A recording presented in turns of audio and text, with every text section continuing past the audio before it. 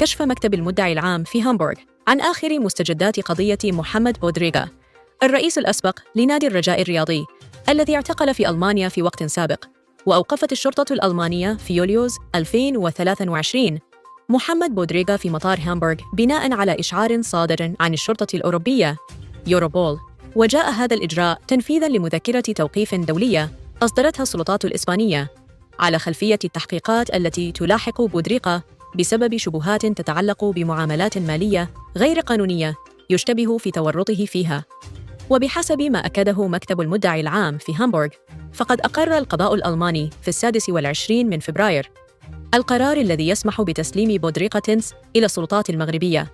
وأوضح بيان رسمي أن الإجراءات القانونية المرتبطة بالقضية لا تزال جارية، وأن محكمة هامبورغ قد قررت تمديد احتجاز بودريغا حتى استكمال المساطر القانونية الخاصة بتسليمه إلى المغرب.